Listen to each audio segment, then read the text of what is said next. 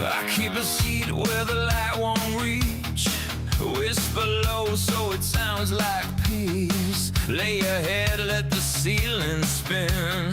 You don't have to begin again. I've been here where the air goes thin. Saw what happens when you try to win. Better stay where the walls don't move. Nothing left that you have to prove. I don't push, I pull you close till you forget what you wanted most. It's just the way of the world. Down in the dirt where the flowers bloom. It's just the way of the world. You'll feel the power of an empty room. It's just the way of the world. Just wait a moment and we'll start again. You are the enemy of my friend, my friend, my friend, my friend. Take my hand, feel the current slow. I can show you Check. what I know. Check. Yeah, that's Chip. Burns you out. Every dream just a longer drought. I don't lie, I just dim the flame. Give your hunger another name. Call it calm, call it letting go. Call it all that you'll never know. If you don't rise, you don't fall apart. That's the safest way to break a heart. It's just the way of the world. Down in the dirt where the flowers bloom. It's just the way of the world. You'll feel the power of an empty room. It's just the way of the world. Just wait a moment and we'll start again. You are the enemy of my friend, my friend, my friend, my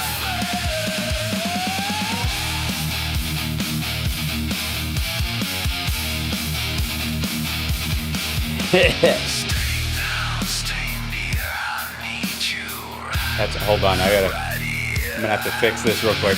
Oh, now he runs off. I don't know why.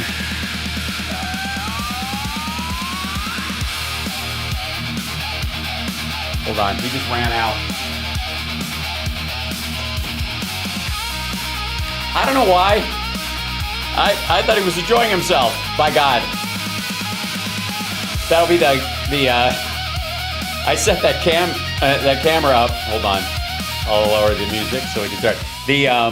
Yeah, I set that camera up on the floor just in case, because Bucky tends to come in and everybody, and by God, here comes Chip, and he was right here, and then he moved right as the show started, and I was like, damn it, and I had to move the camera again to catch him. But yeah, anyways, it was nice to see Chip, coming in, whatever, doing his thing. Yeah, it's nice, when he comes in and visits us. There's nothing wrong with that. Let's see, I'll turn this guy off. Whoops. Boop. There we go. All right. So welcome to the show, everybody. Hi, hit the like, share the show. It's Hal Sparks Mega Worldwide, etc., etc., etc. Yes, we spoke of Tim Curry this morning. We spoke certainly of Dolly last night.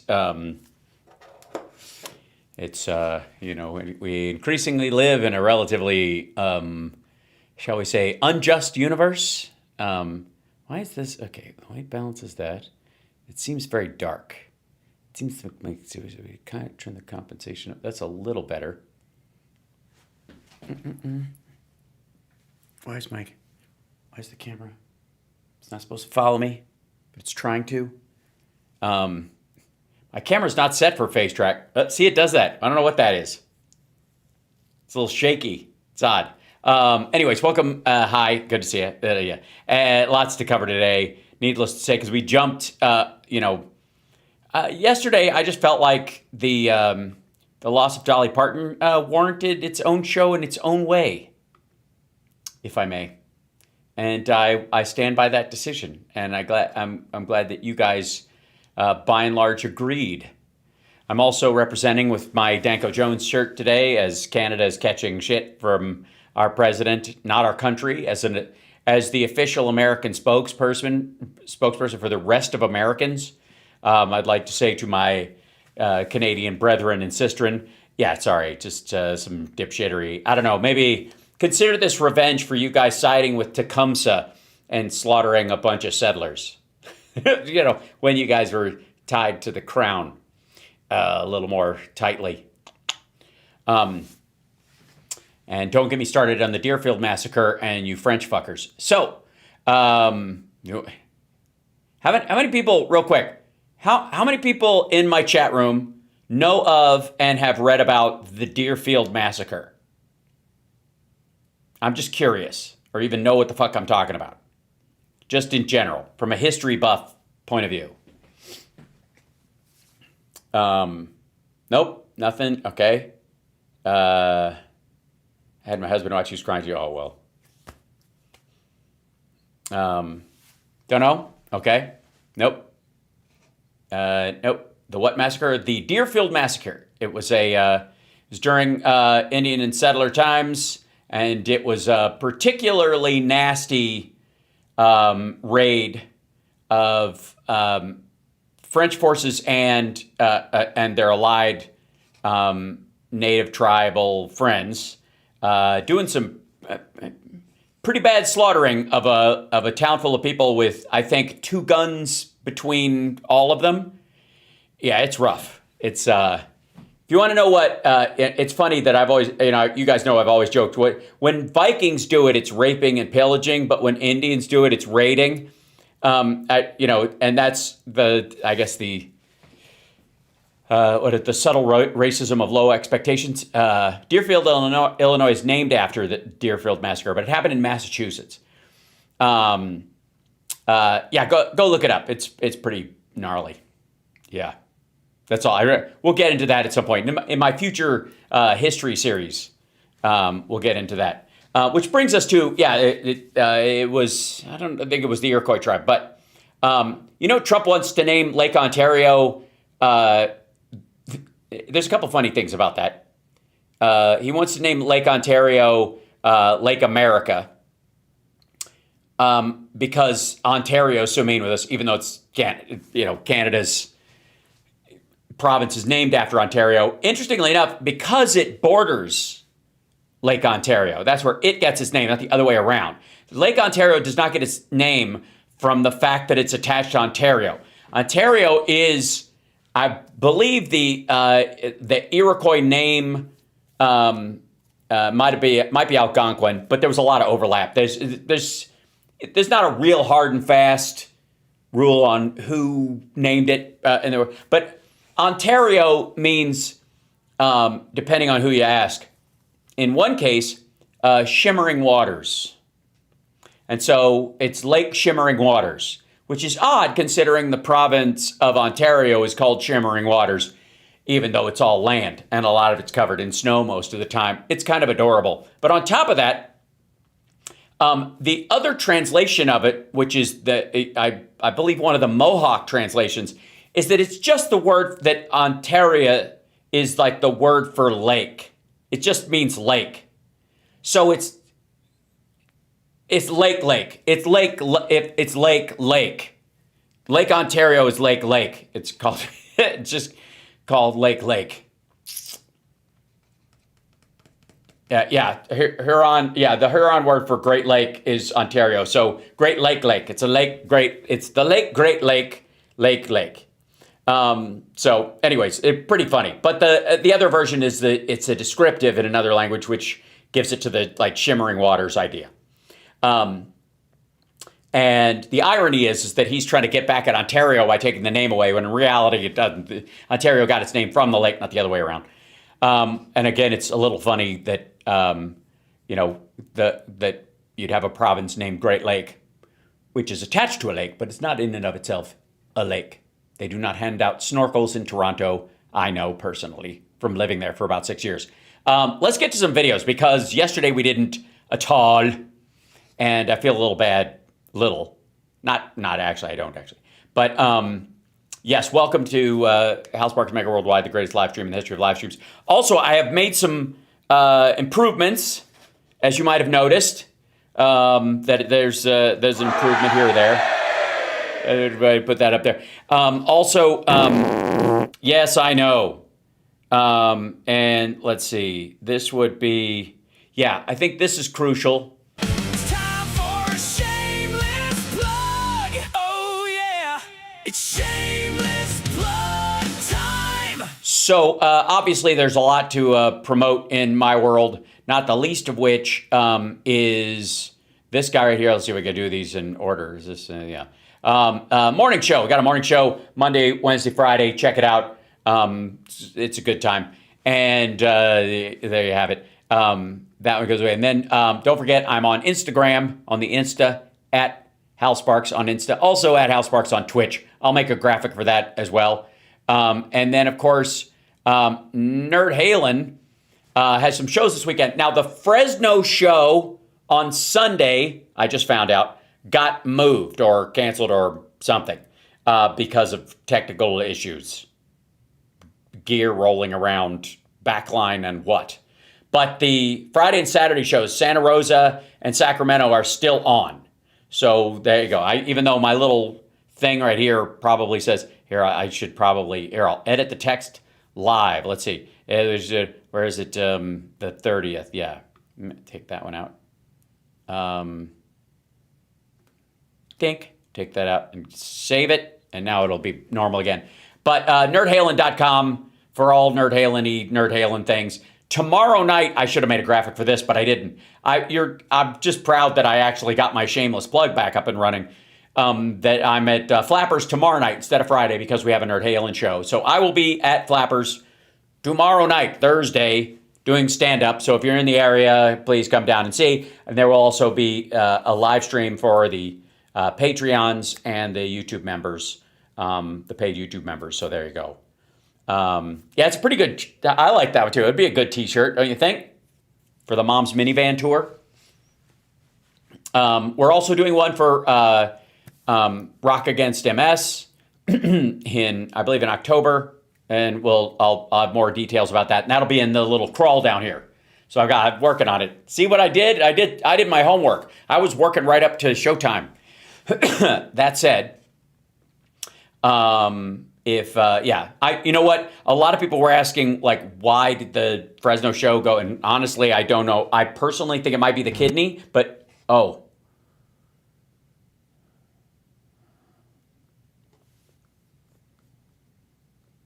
no. Why is the...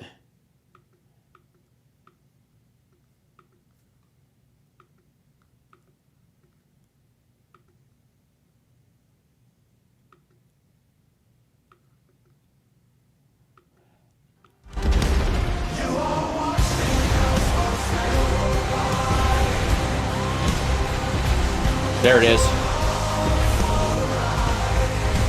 It was a switch that wasn't thrown. I blame the kidney.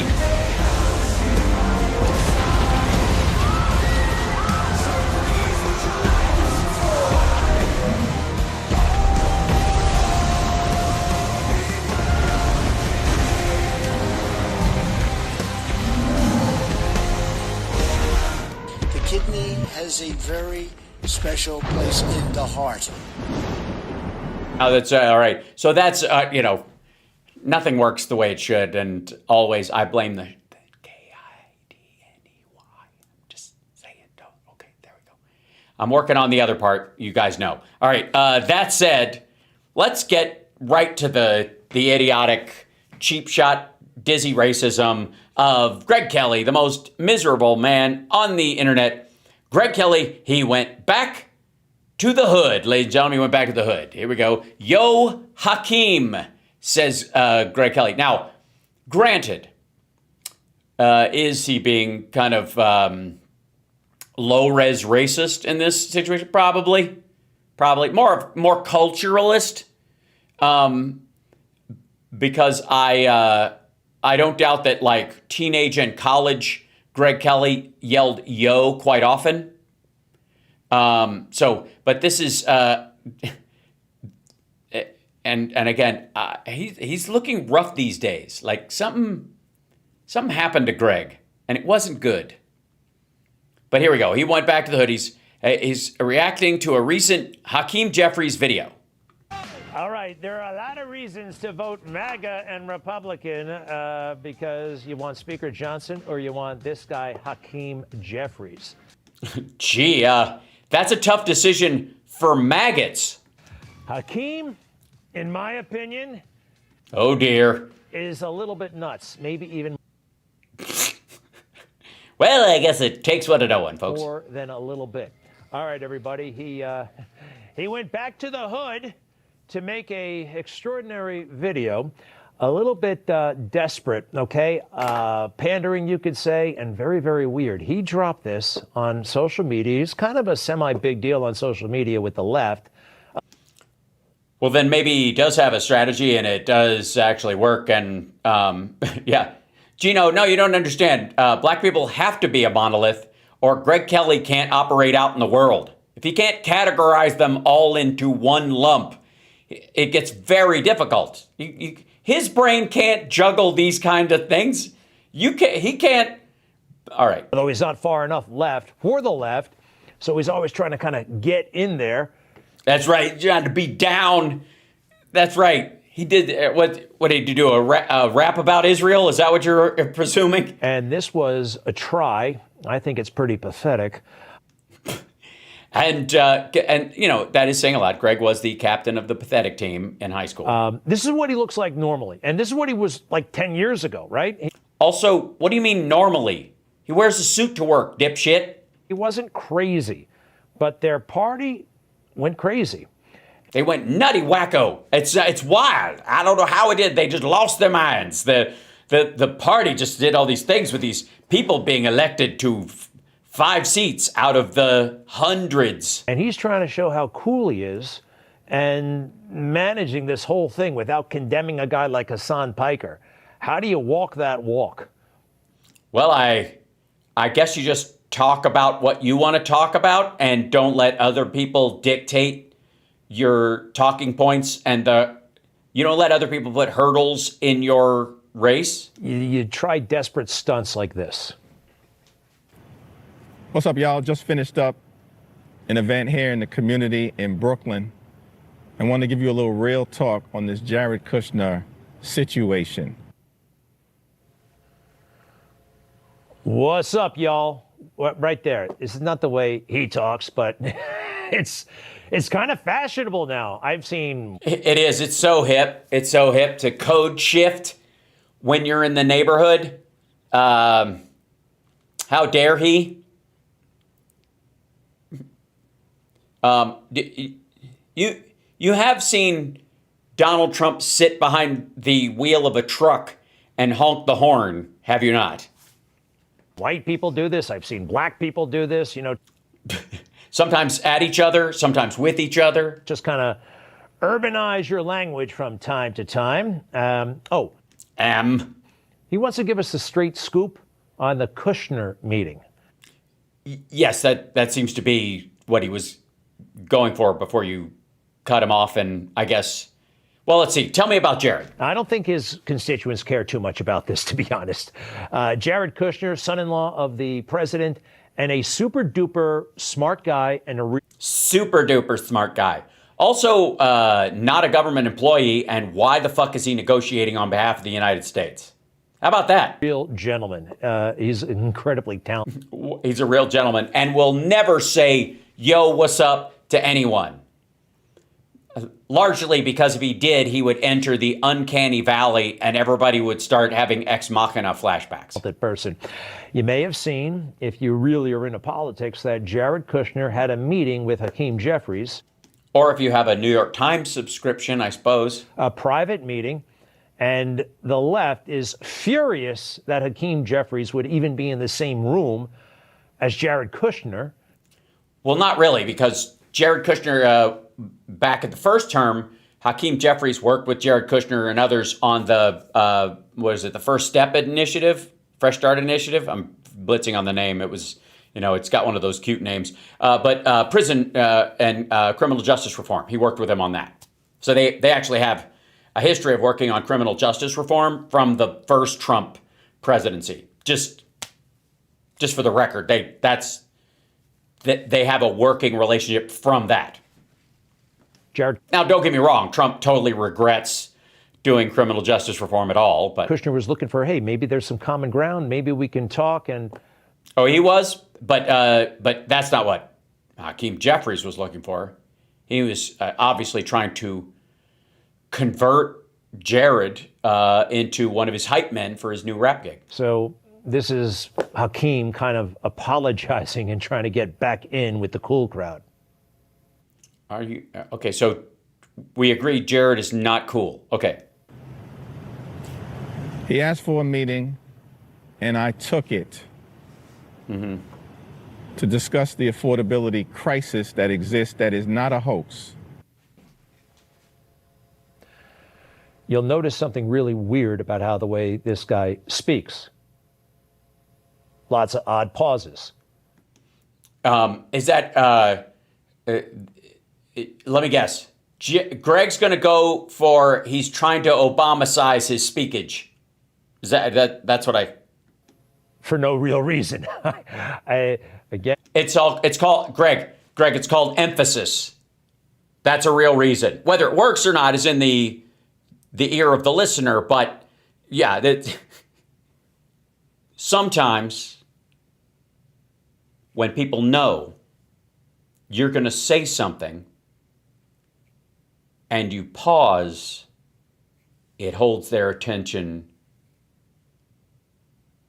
more fully.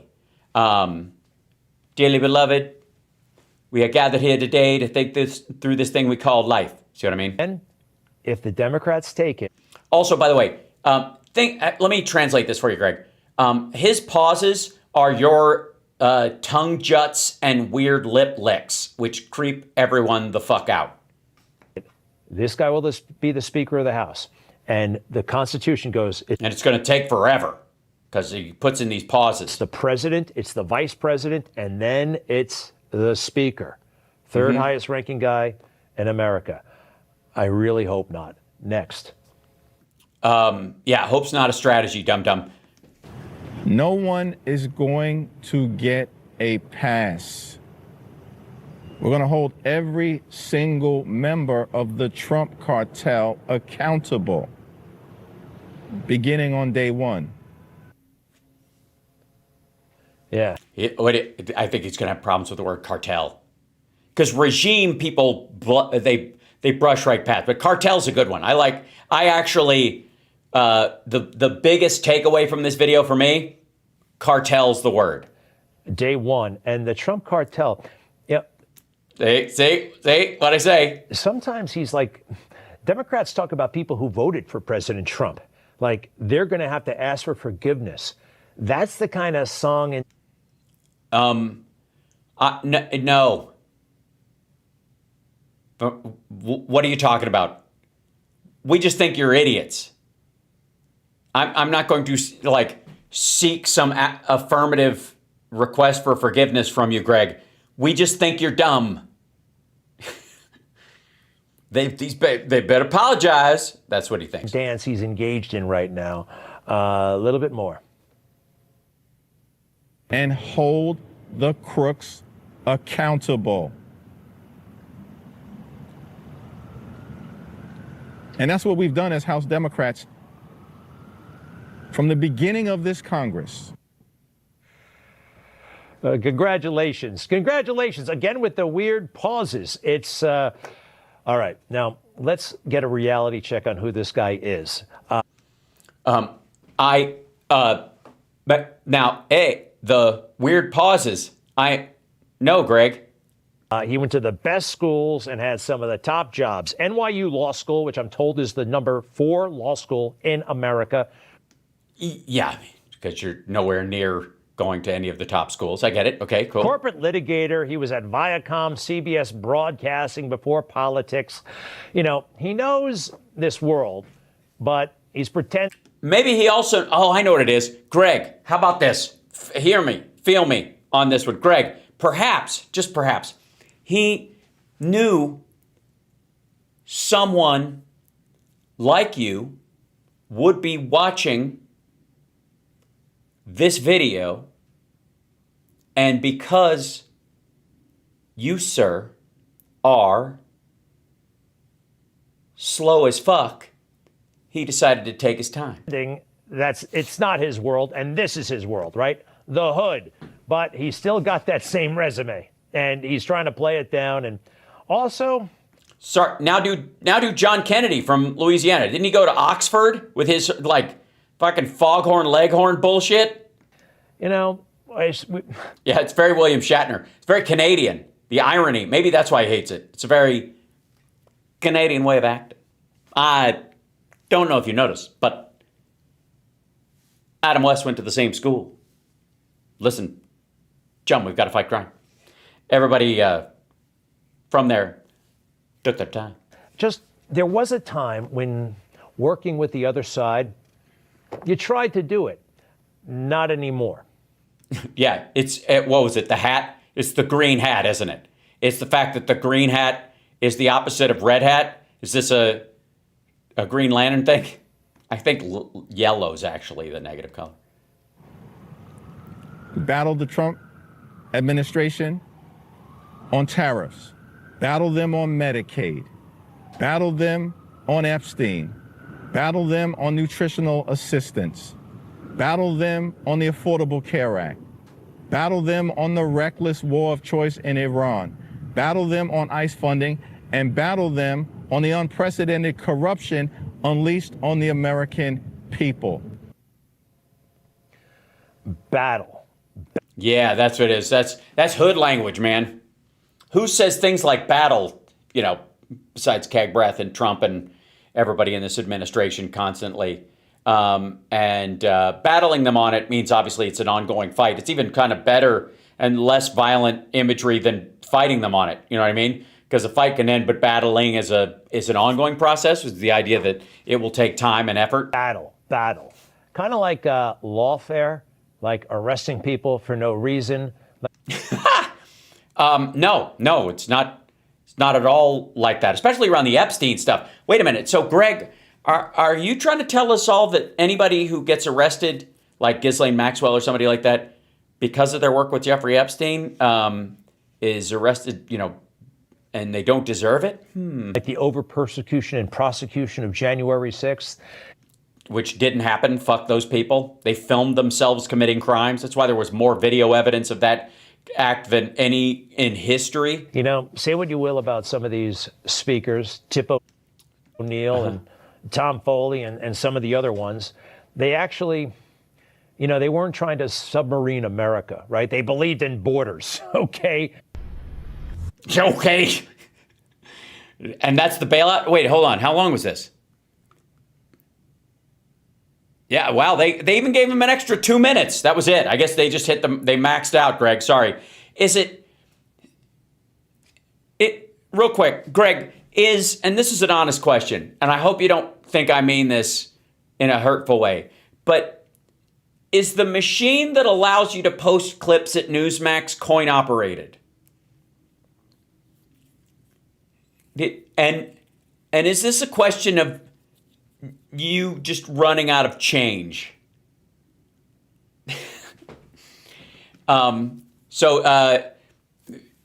Obviously, anybody who's like accusing like Hakeem Jeffries of code switching because of where he is and how he's talking is an idiot. But also, here's a good idea: do Trump and Jesus.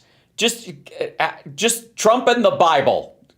Hit it. Trump in fucking church. The last time he was in church, he farted so bad that people thought Satan himself had shown up to show Lindsey Graham personally to the gates of hell. It was that hideous. He fell asleep the one time he had to do it for the inauguration. That he stood in front of the burned out church in his first term holding the Bible upside down. They asked him if it was his Bible. He said it's a Bible. I wouldn't doubt that it was a hymnal.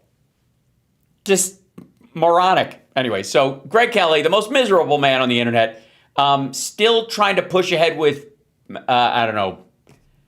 make He's playing. Hey guys, wait up is really what that's about. Now,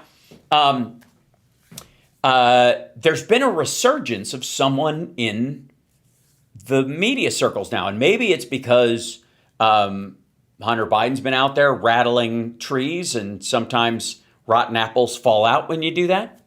Could be, but a lot of us thought good riddance to bad rubbish with rude man Giuliani, but he's been making the rounds again. We've seen a couple of clips of him, saying some fairly funky shit in the last week. I'm like, why is that? Why all of a sudden? Because I think a lot of people were just like, oh shit, I thought he was dead, right? But no, he's. I guess they could bring him out because New York mayor is a story right now. But Mamdani socialism has led to dictatorship already. We're already there. New York is a dictatorship. That's that. Full stop. So here we are. The dictatorship. This is, I suppose, we just all have to deal with this. Let's hear how Mamdani socialism has already, which by the way isn't socialism, has already Well, folks who live in New York City have been pretty led to dictatorship. dismayed by the socialist promises of a lot of free stuff. And Yeah, there's a mass dismaying going on. I heard that. I did. People are posting dismayed notices. then not really getting it. Zohran Mamdani saying, we don't have the money for it yet. Well, a lot of folks are also counting the days till 2029 when they have the chance to limit Mamdani to a one-term office. That one man in particular with vast experience in law enforcement in the Big Apple says that he Oh, wait, you don't mean Rudy, do you? is the ideal choice to become New York City's next mayor. Yeah, that person, John Schell, served as chief of department for the New York Police Department from 2024 to 2025 after having held numerous leadership roles with the NYPD throughout his John Schell. Schell. That's going to be a problem for New Yorkers. career. What do you spell it? He spells Shell with an S. What the fuck's the matter with this guy? Shell. That's Chell. He's Chell. Just be Chell and don't be afraid. Don't be ashamed, John Chell. Now, Schell recently announced his candidacy for New York City mayor and will run as an independent. And during his appearance yesterday here on National Report, he delivered a message to his He's not going to run as a Republican? naysayers. Over the years, people ask me, John, you should run for something. And I say, you know what? I'm going to get involved and I'm going to run. And for the people that think that it's a long shot, well, great. The guy who came down an escalator that everyone laughed at, now we call him 45 and 47, President Trump. And who better to assess the New York City mayoral picture than America's mayor himself? It's our pleasure to welcome back Rudy Giuliani. Oh, I love this lady. She's the one who kept asking Kevin Sorbo if why everybody she knew thought he'd been dead for years. And you look terrible.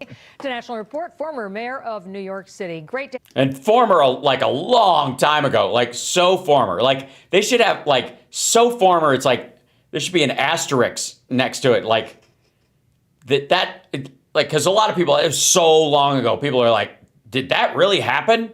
have you back with us. So Great to be with you. Yeah, I recall that one of the first things you did was go after quality of life crimes. Especially everybody would complain about squeegee men. Yeah. But it's those. Yeah, that's what it was. The squeegee men. Everybody's like, the shootings, obviously, the shootings might be a, but yeah, squeegee men. Low-level crimes that you argued grow into bigger crimes. And right This is broken windows policy. now, New York City is a pit. I mean, you're walking over bodies. Just dead people everywhere. I was about to say like The Walking Dead, but they're apparently the Laying Dead. You've got just big smoke clouds of pot that you have to get through as you're walking down the street. What would a John Schell mayorship do for this city?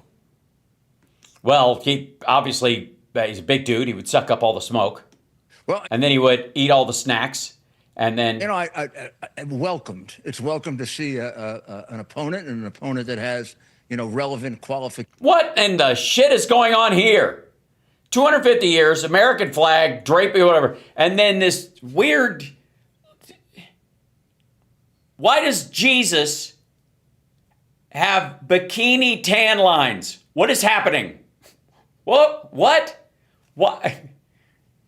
Was Jesus, when he was on the cross, did the Roman soldiers as a joke come up and like put their hands over his chest? And then when they took him away, like, now you've ruined my entire, God damn it. Occasions to be mayor of New York City. Among other things, Mamdani is a child who's completely lost. He never worked a day in his life.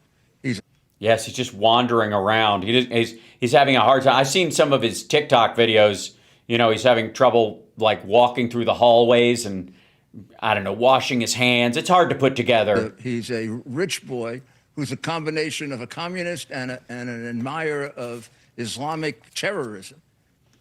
But enough about Donald Trump. This is only a nightmare, really. It's only a nightmare. Consider we're about to celebrate our 25th anniversary of September 11.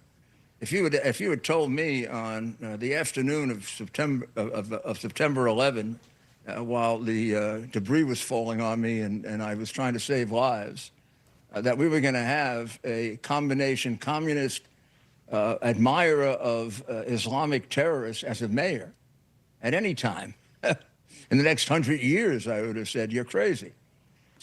Like, wow, what kind of an asshole president do we have at the time that made people so reactionary that they would want somebody like that? I would go, obviously, this didn't happen in a vacuum. You know, what could possibly make people seek out extraordinary and extreme candidates like this guy? You know, obviously, it just didn't, you know, organically go that way. There must have been, whoever's president must have been fucking up affordability and gas prices and declaring war on other countries, so much so that by comparison, even an Islamist sympathizing communist seems like a better opportunity. So I don't know about this candidate. I don't know him. I'd have to evaluate him. Is he better than Mamdani? Of course. Is that an endorsement? Hardly. I mean, you could put up about 1,000 people there that I would pick as better than Mamdani. I mean, maybe as long as they're yeah, but you're just going on skin color. Fiercely loyal to the United States. They talk more about loving the United States than Hamas and Palestine and places like that. And they are not they're not governed by a philosophy that any intelligent, educated human being would know is one of the greatest failures in human history, otherwise known as socialism. So this guy is better. Is he the guy? I don't know. We're going to have to see. Okay, gibberish. Okay, same line. You're hearing it from a bunch of people. Blah, blah, blah. But why? Why Rudy? Why now? Why is Rudy Giuliani's publicist reaching out to places like National Report, places like that? Why is he showing up all the time? Anybody have any idea what could possibly be going on? Is he's got a This might be the reasoning. New York City judge orders Rudy Giuliani to be deposed in sexual assault case, urges settlement. Let's see if I can get this. Scroll down. I don't know why it doesn't want to do it. Hide the reader. There it is. A Manhattan judge on Wednesday ordered former New York Mayor Rudy Giuliani to sit for a deposition in his sexual harassment case while urging both sides to prioritize settlement talks. Groove Dragon says schools are socialist. No, they're not. But thank you. They're democratic prioritization of taxation by people who give a shit about children. It's different because it's not a place of production in that regard, in the hardline reading of it. But scheduling the January 30th deposition at virtual hearing, Manhattan Supreme Court Justice Nicholas Moynes chastised Giuliani's lawyer for trying to drag out deadlines in the years-long litigation brought by Noelle Dunphy. And if you'll recall, Noelle Dunphy was like the one where those recordings of him talking about her breasts and all that kind of shit. But that gross stuff that came out, it was a couple of years ago. Okay, it's finally coming to. This was in February that this got advanced. They're like, okay, we're setting a date, and I believe it starts like this week. That's why you will. That's why we don't have to take anything that Rudy Giuliani says seriously in any of these things, because he's just trying to build up his bona fides, around maggots and hope some of them come to his defense or think it's lawfare. They're only coming after me because I attacked Mamdani or some shit like that. But in reality, yeah, the girl who played Borat's daughter. But he also that was another thing. This woman was a woman who worked for him, and that he was constantly, like forcing himself on. It's so fucking gross. Anyways, this happens this week. I guess his deposition has to happen in the next like 7 days or some shit like that. So I noticed, and I don't know if anybody else noticed, that he was kind of showing up in other stuff recently. That's why. Just thought I'd let you know. That does not mean by any means that we have to take any of what he's saying seriously or even worry about it. That's where it came from. So, yeah, I remember Rudy fixing his shirt in Borat 2, absolutely, where he was like trying to get a girl he thought was 15 to touch his junk. All right. Now, Fox Business wants you to know that the economy is hunky-dory. Your intestinal tract might not be, but the economy is, Trump knows what he's doing. It's so much so that, sometimes there's an immovable force in the universe. And if you're not an unstoppable force yourself, you smack up against that, you'll have to divert like water, it can flow or it can crash. And so sometimes you have to move around. You have to hit a wall, you got to move around it. Those are your only options. You can't knock it down. You don't have the strength to do it. You just got to divert. So apparently, when it comes to the hoax of affordability, according to Fox Business, consumers are changing their behavior. This is the Marzetti CEO. And maybe it's away from bagged vegetables that will make your ass explode, while also being a hoax. Breaking news, let us be warned. Cyclospora is still lurking. Between May 1st... Lurking's a good word for that, I think. ...and August 17th, the Centers for Disease Control and Prevention reported that... Yeah, I think they're thinking about, I don't know about you, but I think they should. They've been talking about it, removing the word prevention entirely. Because that sounds, very Illuminati. Like somebody's... Oh, you're going to prevent disease? How are you going to do that? By killing all of us? I see. There are more than 15,000 confirmed cyclospora cases now here in the U.S. Geez, it's almost like it was better when we watched out for shit like this and had people in charge who gave a fuck. 828 hospitalizations and 2 deaths. The business... We also got some measles deaths this week. Fallout is also notable. As the outbreak continues, data analysis firm Numerator reports that in July alone, more than 6.5 million U.S. households surveyed stopped buying salad mixes, and kits for salad. But a drop in salad sales is also causing a ripple effect in the grocery aisle. Right. If you sell dressing, then what? Who are you going to sell dressing to? People who buy their vegetables separately and make their own salads? What kind of you might as well have anarchy. Why don't we just give it all to Mamdani? Why don't we do that? People buying, you think I'm going to sell any salad dressing to people who buy a head of lettuce and some celery and tomatoes and what else do you guys like in your salad? I like banana peppers. Big fan of that. You can thinly slice almost any, solid green vegetable in there, whatever. I don't want to get too chunky on you too fast. Sometimes people will do zucchini in thicker chunks. Carrots carrot shavings. That's a good time. I'm a big fan of, Summer and I both like the apple and manchego salad.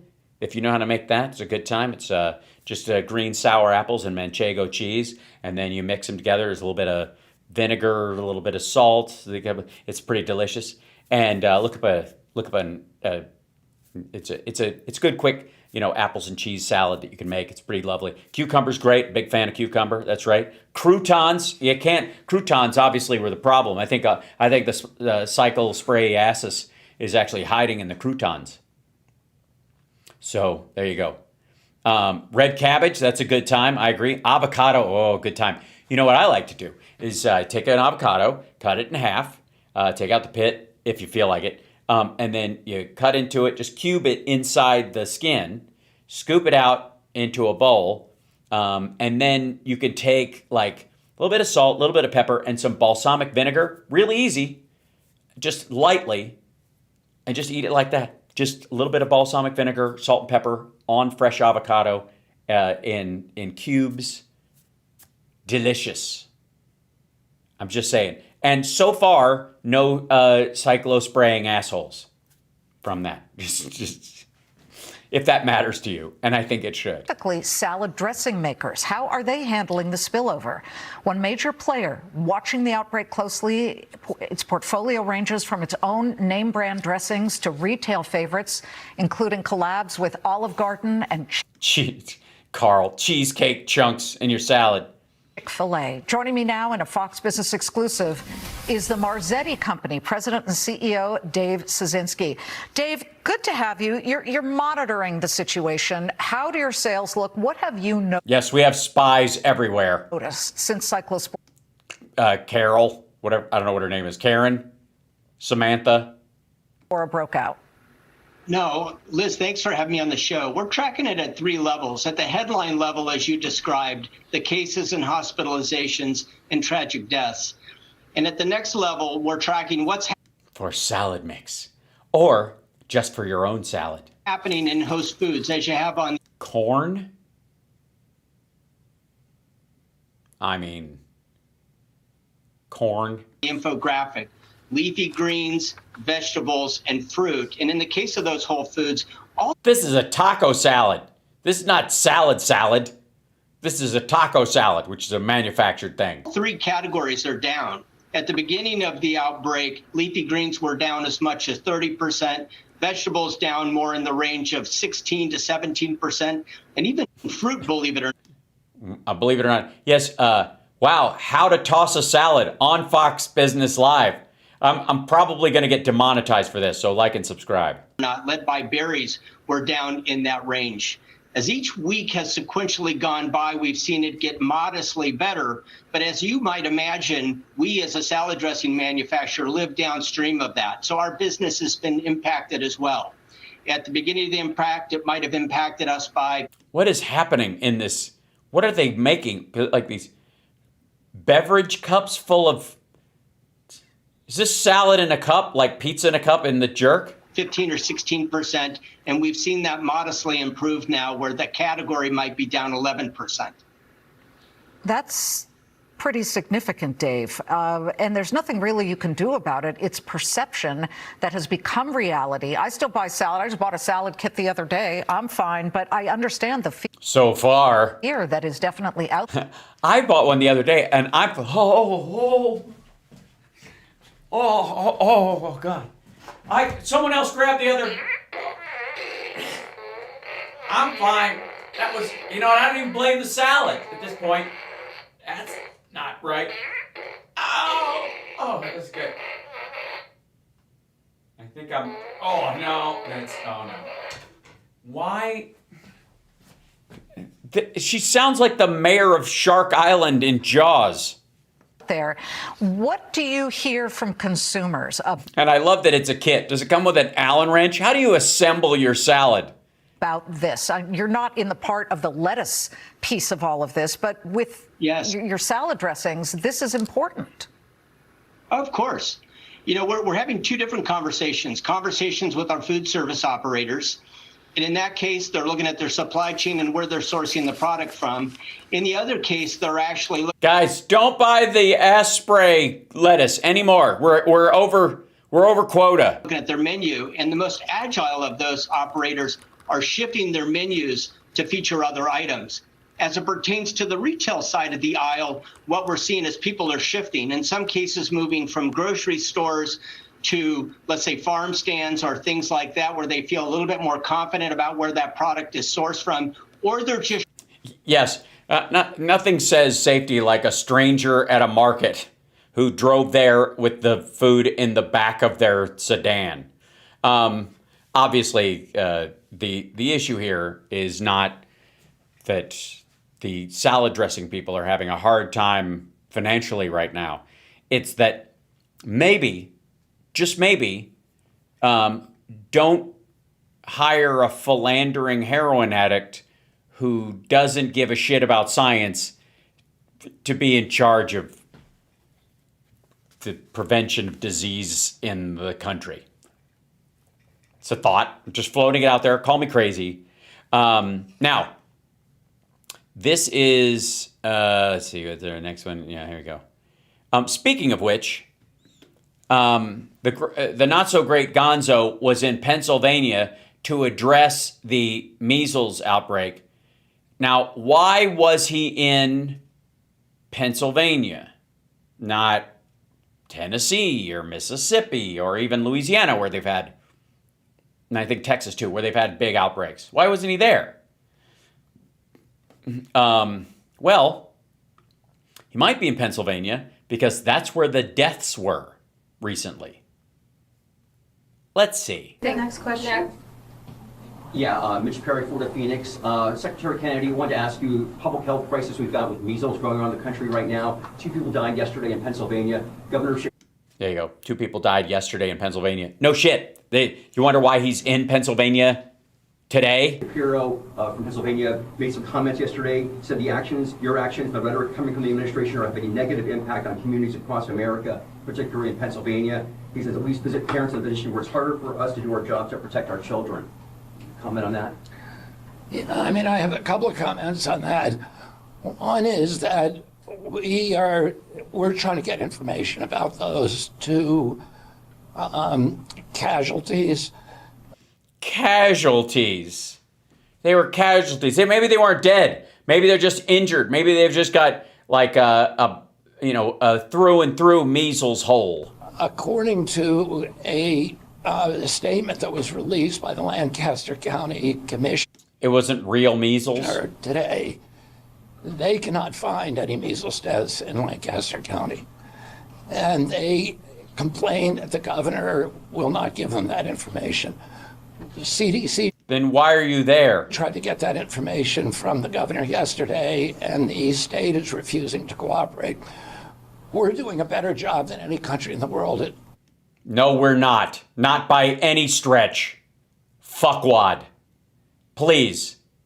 And again, this goes back to the Mindhunter quote that I really love. And it's not. He's going to take the fucking thing away from you. He's going to kill you with it. And then he's going to have sex with your face. That's my second favorite Mindhunter quote. My favorite Mindhunter quote is when they're talking about categorizing serial killers into different areas, organized, disorganized, thrill killers, spree killers, that kind of stuff. And Ed Kemper says, it seems to me all of your insights have been gleaned from serial killers that you've been able to catch, meaning the ones that you have not caught, you don't know, you have no fucking idea how they operate, and you never will. That's how they didn't get BTK, because as they caught more of the people that were easier to catch, they made their determinations about how they would behave from the people they caught, which meant they were wholly incapable of finding anyone that didn't act within those parameters, and hence how BTK and in some degrees the Zodiac and others, were never really caught. Until way later, after they effectively retired, I guess, or died. This is a similar situation. We're doing way better with the measles than other countries. He's talking about other countries in this hemisphere that have had part of this breakout. You know who's doing way better than us on this? The countries that aren't having a measles outbreak.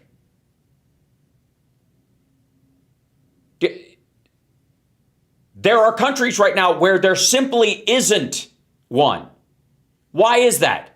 Because their people are vaccinated and they're comfortable being vaccinated and they have the science and they have the information, and those people continue to get vaccinated and it's not spreading. It's not. Again, he's only charting how we're doing against other countries with, by the way, fewer resources, poorer people, less of a system in place to deal with it. And so even just like pounding your fucking chest saying, you're ahead when we should be of those countries all the time because of the refined system and the technology we have available to us. That's not a brag. But you know who you're not ahead of are the countries that aren't having this problem because they already handled it. And they're not trying to reinvent the syringe. Controlling the measles outbreak. This is a worldwide epidemic. And it's this, by the way, measles is always a worldwide epidemic when it spreads. Or also a worldwide epidemic is a pandemic, but all right. It's happening because of the lockdowns, because many kids did not get bullshit vaccinated during the lockdowns. And then you had a dramatic diminishment of public faith in the regulatory agencies. I see. A dramatic drop. It wasn't the vaccines that someone talked them into being against. They were just against the regulatory agencies. So people didn't get their kids. They wanted to get their kids the measles vaccine. They were going to get MMR, but they couldn't because of COVID. And then when it was over, they didn't do it out of spite. What the fuck? Sorry. So people who would have and were going to get their kids vaccinated just blew it off because they didn't like Fauci. So here's the question. Why the ever-loving shit didn't they decide to do it when your stunning ass rolled into town? If they now trust you and they didn't trust everybody before. During the COVID period, because of government overreaching, because of the gaslighting and the manipulation. Fuck you. There was no gaslighting, manipulation, period, much less around the MMR. What are you talking about? Man. Listen to that shit.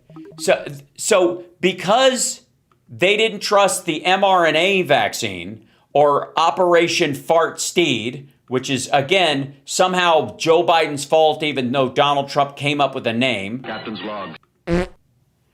Of public faith in the regulatory agencies during the COVID period because of government overreaching, because of the gaslighting and the manipulation. So even in my discussion with the governor, honest to God, like this is just pathetic. This is fucking pitiful. So he spends the last 2 years dissuading people from the MMR actively himself during the campaign. Trump down, talking it down even to the point where he was like, all right, but maybe you get it separately in 3 different visits or some nonsense. And this is fucking Biden's fault during the, quote, lockdowns that, by the way, started under Trump with Operation Fart Steed. Captain's log. Hero yesterday, and he said to me, well, we've seen this big drop in vaccination rates in the state from 97 to 92.3.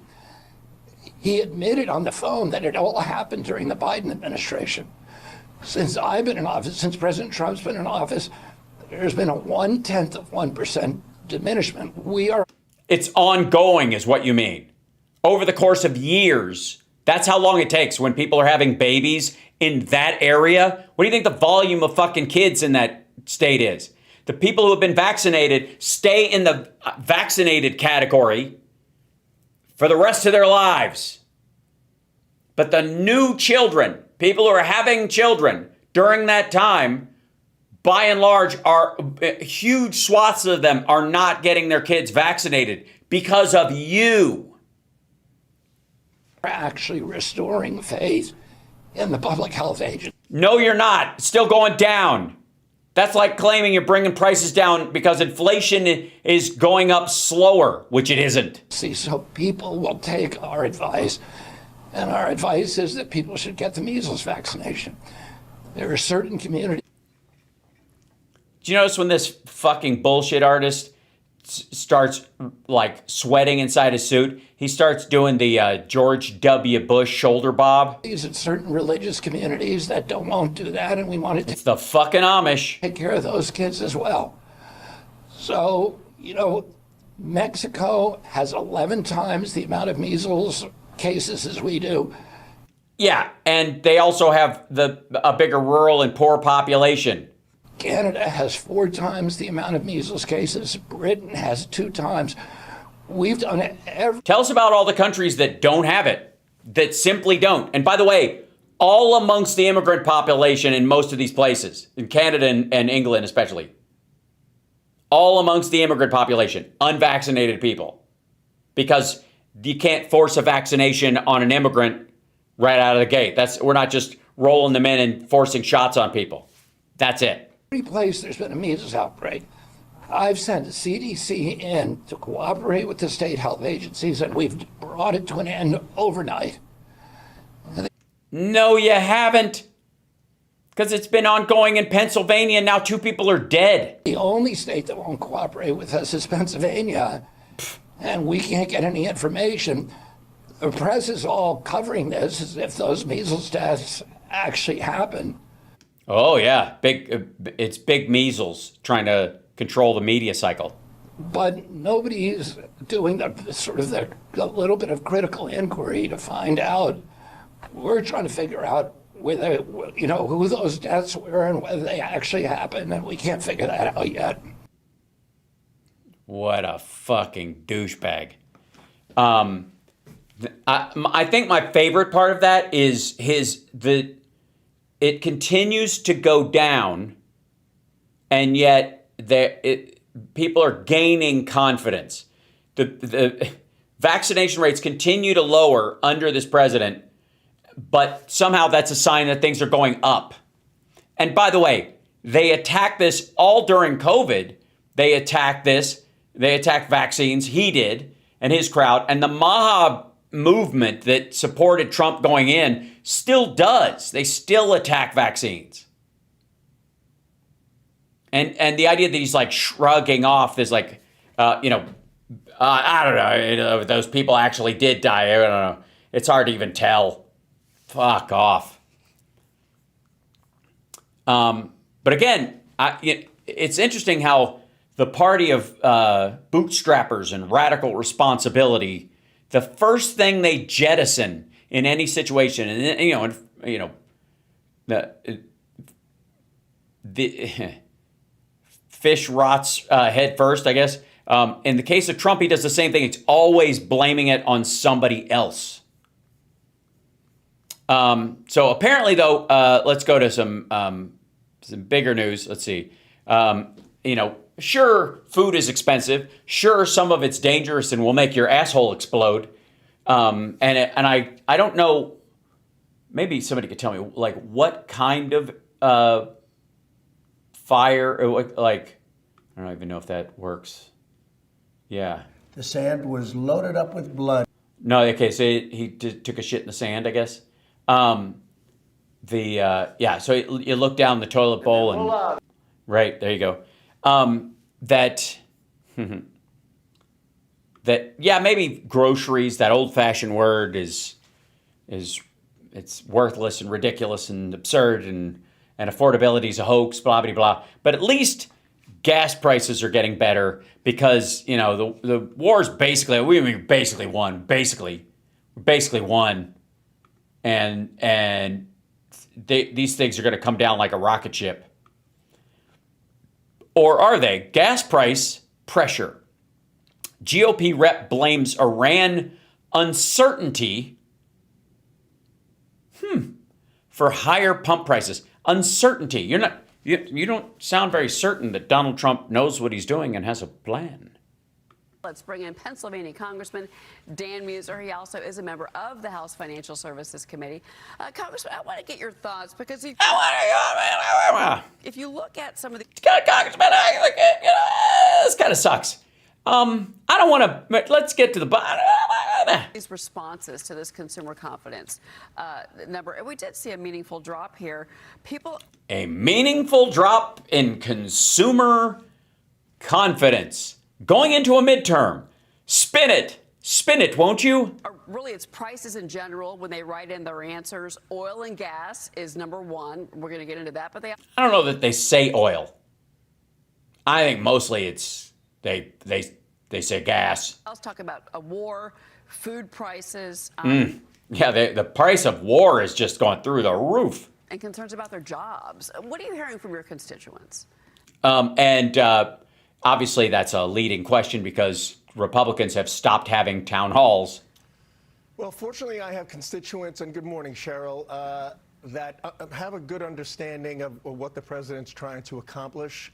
No, she said constituents, not donors. And the economy itself, and I know sometimes in sectors where it's not doing so well, or individuals don't necessarily like hearing this, but the Oh yeah,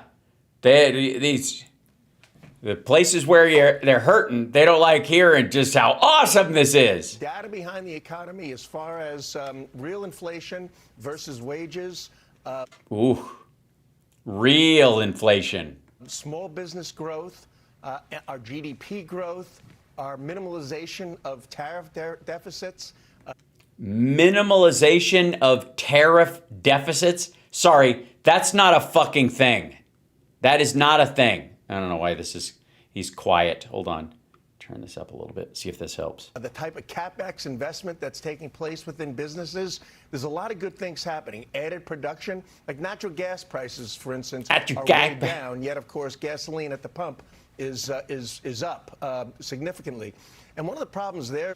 Wait. Did this asshole just tell us that natural gas prices are down, but gas is up? And maybe that's what it is. Maybe stupid Americans don't know the difference between gas that you put in your car and natural gas. Is, of course, I mean, it's all related to Iran.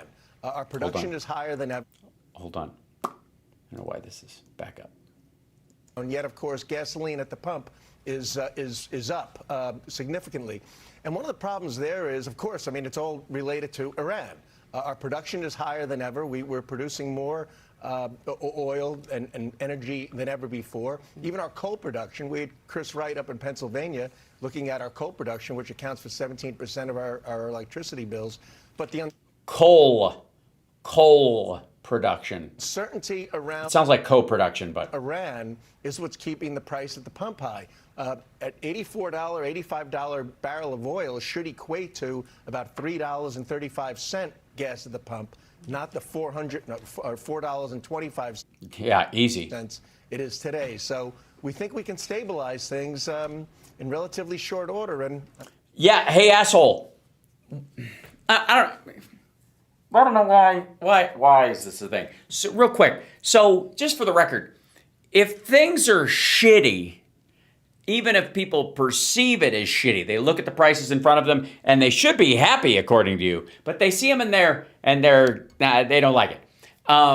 Maybe your plan shouldn't be to stabilize it at shitty. Maybe shitty shouldn't be the bar. Does that make any sense?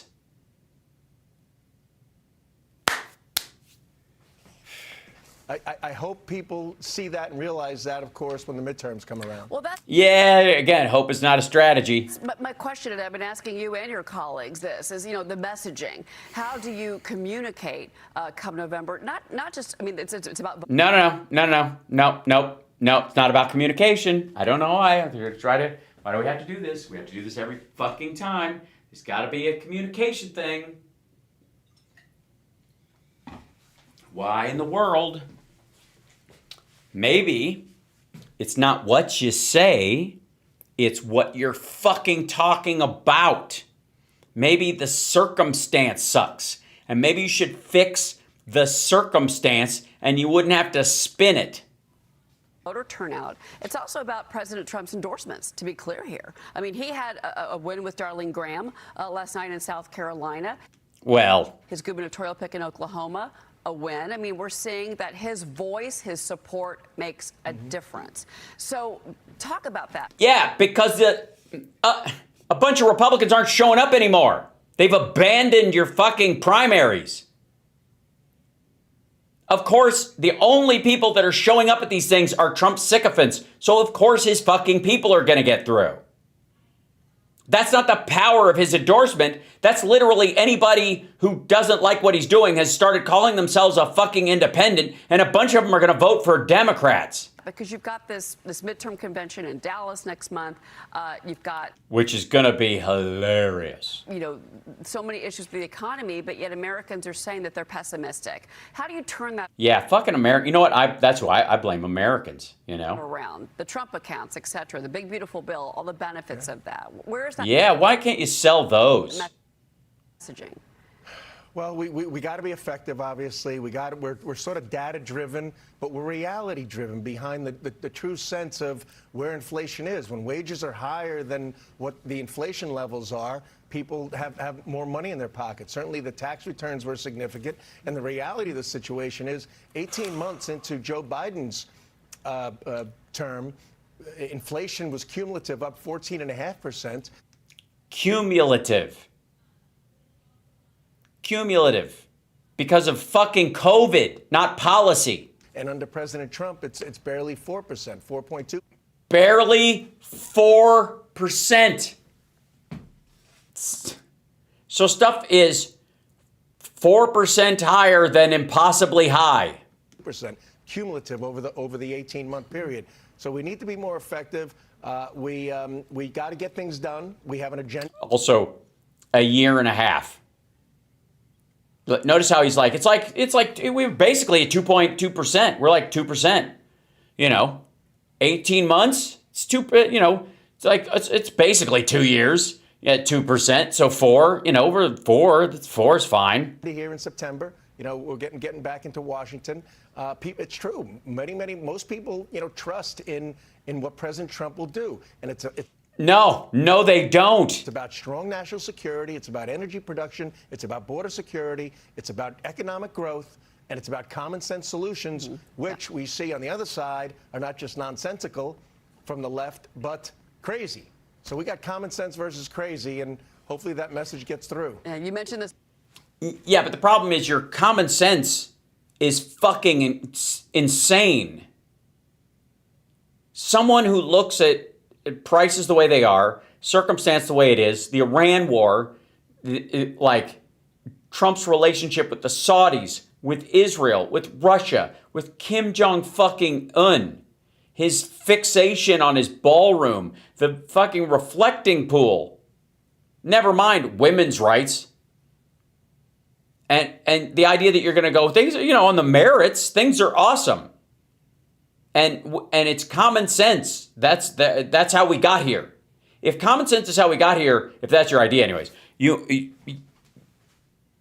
have the common misconception about what common sense means. A moment ago, but obviously the Trump administration's been pushing American energy production, and earlier this No, they haven't. week you were with Energy Secretary Wright, and you were on a tour of an anthracite coal mine power station. Anthracite. In Pennsylvania. Talk about this and tell us more about this tour that you took with him. Well, it's coal country, a good portion of my district, and Chris Wright has been up a couple of times. I mean, he's a fantastic energy secretary. He's incredibly knowledgeable. Yeah, I noticed you guys don't have even a smudge, coal dust. How are you able to go down into the mines and have a good look around where the people were working and still keep your shirt so clean? What is your secret? On nuclear, on everything below and everything above. And he's all about industrialization. This is about the power, the actual energy, the fuel. Oh my God. Behind industrialization of Pennsylvania and of our country. What industries would those be besides mining coal? Adding lower costs to utility bills and wow. Let's break that down. Adding lower costs to utility bills, meaning utility bills still going up. Country adding lower costs to utility bills. That's not the same as lowering the costs of your utility bills. That's adding lower costs. That is an example of inflation speak, ladies and gentlemen. Ugh. adding lower costs. Then what? And so it was really a great. He's an inspiring guy. Yeah, he's so inspiring. He's got his hat on outside. Obviously, probably telling you about people who wore masks during COVID inside. He's wearing his construction hat when you're not. And again, you got your sleeves rolled up to give yourself the illusion that you were working. That's great. That's great stuff. Still, I'm amazed that you managed to be around, because I've been around coal mines. And it's really difficult to keep a shirt like that clean. And he's all about the truth behind where we can go with our domestic energy, even exports. We talked quite a bit about that, which would be meaningful in the end. But first and foremost, it's always it's definitely America first. But it was great having him see. And we're doing a lot of reclamation. We have some coal companies up in Pennsylvania that, along with developing their cogeneration plants, we're doing a tremendous amount of reclamation from years past. So he's all about that. He's an environmentalist as well. Well, it's good to see Pennsylvania doing so well economically. To be clear, and coal obviously is a big piece of that. Let's talk about you're going back to work. The House of Good Lord. Representatives returns to Okay, Pennsylvania is not doing particularly well, just for the record. Washington next week. I think she means on the big above line numbers. Industry, like insurance, stuff like that. The big industries that are in Pennsylvania. The average Pennsylvanian, not so much. You're going to have 16 legislative days to pass the president's agenda before the midterms, Congressman. Please try. And so what do you think that you can get done? Well, what we must get done, first off, is a budget resolution, so as we can pass our reconciliation. That's a tall order. I would say that's pretty much number one. Pretty much. With the possible exception of the continued resolution, the CR, which the Senate just added a week to, so that shouldn't be a big deal for the House to pass. It'll now go to, I think, December 11th as opposed to December 8th. So we got to get that done. We have the Clarity Bill, which is, frankly, very important to banks and the overall financial services industry, and to certainly... Yeah, so Donald Trump could start, his kids could basically just start their own bank because they get a pass. Many investors out there. And we also have the Stock Traders Act, which I think we can get done in September, which will help build trust and set more stricter rules on congressional stock investments. Mm-hmm. So on member for all of those, and I think we can get those done. All right. Well, we're looking forward to everyone coming back from vacation. It's good to see you. I wouldn't say vacation. You've been busy, but it's always you've been working. I know, right. Congressman Meuser. It's always good to see. Yeah. It's so much fun. It's great. But thank you for just totally dismissing people's needs, wants, and desires, and basically blaming them for not understanding just how stuff is awesome. By the way, Fox Business also wants you to know that you don't have to worry about the midterms. Trump can mobilize voters like nobody else. Now, I happen to agree. I happen to think he's mobilizing Democrats. That's for goddamn sure. He's not motivating much else. Can we check in on this little rose garden thing he had, where he was carrying around the kitty litter thing on his ass again? Well, thank you very much. What a nice setting this is. This is something we spent a lot of time and effort bringing the White House back to a level that it should be at. For essentially 200 years, no work was done on it. It lived. Jesus Christ. Again, do I have to show you the Truman thing? I'm sorry, you're right. Ladies and gentlemen, I apologize. Prepare yourself. This is a rough one. Yes, drop your mail-in ballots at the polls. Agreed. Steph sells stuff by the seashore. Absolutely. Just consider yourself warned. On its own merit, but we thought it was proper. If you look at the exterior, you'll see it's all been redone and in perfect shape. It's good for another 200 years. Okay, that's the way I look at it. Yeah, you're an idiot. Truman completely gutted the interior of it and rebuilt it entirely. The facade was largely preserved, but even that part, they replaced a ton of it. He's silly. Very important. It's such a symbol, such a representative symbol of us, of what we stand for. And we're very proud to have done it. We're building outside. We're building a beautiful heliport, which has been asked for many, many years, a helicopter. Yes, George Washington, it was in his diary. It would land on wet grass, and it was bad and dangerous.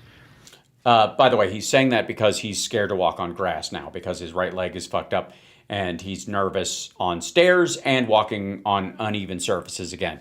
So increasingly, he needs basically, I mean, this is one of the things about him walking down, instead of walking downstairs, coming down an escalator when he first showed up. That's not an accident either. This is a guy who avoids any kind of physical activity and exercise anytime he can. And in certain circumstances, as he gets in shittier and shittier health, he's worried he's going to eat shit. He knows he's going to do it. So that's why they're building the heliport and flattening it out. And as you know, over there, we're building a military complex and a ballroom that will be second to none. Yes, as military ballroom complexes go, like it's in the top 7. Anywhere in the world. We have President Xi coming in 2 weeks, and I was over in China 2 months ago, and we saw the Great Hall of China. Well, now we're going to have a Great Hall, too, in the United States, so it's very important. Well, it's more like the Great Ball, but sure. Very, very important. And I want to thank you all and welcome you to the White House as we celebrate back-to-school season in America. It's a big deal. It's a big deal. Back to school. We hate public education. We're trying to kill it. We're delighted to be joined by many incredible parents, devoted teachers, exceptional educators, and star students from all across the nation. In fact, we have so many star students. I want to make offers to some of you to come and join us as soon as you get out of college, because we want stars. We want smart people. We like smart people. Some people say, oh, that's not nice to say. No. What? Sorry. Only people who know you're saying it for racist reasons. He thinks smart is a gene. We want smart people. I want to thank our great Secretary of Education, a fantastic woman, by the way, my friend and all of that, but she's a fantastic woman. Nobody like her. Linda McMahon, Nebraska Governor Jim Pillen. Jim, thank you very much. Thank you. Look good. Arkansas Governor Sarah Huckabee Sanders. Thank you. Thank you, Sarah. Chairman of the House Education. He has no idea who's there. Like, he didn't even scan the crowd for people he knows. Like, she's sitting in the front row. Education Committee. Tim Walberg. Thank you very much, Tim. Good job. And our press secretary, a mother of 2, and well, she decided she loved her children more than she loved Donald Trump. I'm very upset about this. She has to go home and spend time with her children. That does happen on occasion with some people when they love their children, and she does. And Caroline. Yeah, so let me get this straight. Anybody who's working in your administration, one of the main traits that you think motivates them is that they, as bad as working for you is, it's better than being around their children. And congratulations on your newborn, your perfect newborn. And she's done a fantastic job. She's been a great, great press secretary. Now, if I say you're the best of all time, I have Sarah sitting here, so I'll have, but let's put it this way. They were both great. Okay, is that all right? No, it's not. No, I think you got to pick one. I mean, you can't wuss out. This is an episode of The Apprentice. We need someone to get a rose and be told that they're fired. So I'm going to go with, I think you prefer Caroline. Yeah, because she's into older men and some machine gun mouth thing. But from the very beginning of our country, Americans have... And yes, I did say I'm doing flappers tomorrow night. Understood that there's no job more important than teaching our children to become happy, healthy, proud, productive, and flourishing citizens. Happy citizens. Is there a happy citizen class? And can I take it? Unfortunately, in the 4 years I took office, and since I took office, it took you 4 years to take office? Our educational system itself was really, it was... Our educational... Hold on. So the 4 years... Unfortunately, in the 4 years I took office, and since... Yeah. In the 4 years, you mean your first term, when you fucked up education then on purpose? Since I took office, okay, so the 4 years you were president before, and since you took office this time, our educational system has taken a shit. Okay, yeah, no lies detected so far. Continue. Educational system itself. Except for... As I took office, and since I took office, our educational system itself... Our educational. We're caging children now. Just when I thought it couldn't be any worse. Was really, it was... It was Willie? Our educational system itself was really, Our educational system was Willie. All right. Was incredibly, before I got here, it was weaponized like everything else in our government. It was incredibly weaponized. The public school system. Everything was weaponized. Everything. They weaponized everything. They had school children who saw you and mocked you to your face because their teachers indoctrinated them. Against the goals that we all stand for. And under the last administration, extreme ideologies such as critical race theory and transgender insanity were forced upon our children as young as 4. I understand them forcing transgender for everybody, but how do you enforce the insanity part? 5 years old. Transgender didn't work. Students were taught that our heroes are villains. The FBI was used to target patriotic parents at school. No, they weren't. Only if they threatened to kill the vice president. Board meetings. And meanwhile, far too many government-run schools failed at the basics. And you just have to look at the charts. They were failing at a thing called education. They were. That was what it was. Like, if you look on the chart, it's hard to find. But if you just look for a thing called education on the chart, you'll find what they were failing at. A thing called education. Just like when you go to church, they talk about a thing called God. At school, they do a thing called education. Very big stuff. It's education. And you just have to look at the charts. They were failing at a thing called education. You're failing at a thing called education right now. With only 30% of the students proficient in reading and math. That was under the last administration. No. And kids didn't get dumb that quickly. If that's a problem, it's an ongoing problem. And first of all, no. 30% of American kids are not proficient in math and English. I guess, was that the standard he said? Students proficient in reading and math. That was under reading and math. Yeah. The last administration. Under the Trump administration, we're systematically ending every single one of these radical left betrayals, and we're putting the parents back in charge. They're the ones that love our children. They're the ones that should be in charge. They love your children? Probably more than you do, maybe. So immediately upon taking office, I signed an executive order to ban critical race theory and to ban transgender ideology from public schools. That was a big deal. We banned men from... Executive orders, they're killer. It's better than legislation, you know what I mean? Because then you got to get people involved and the government gets all representative. Playing in women's sports, that was so easy to do.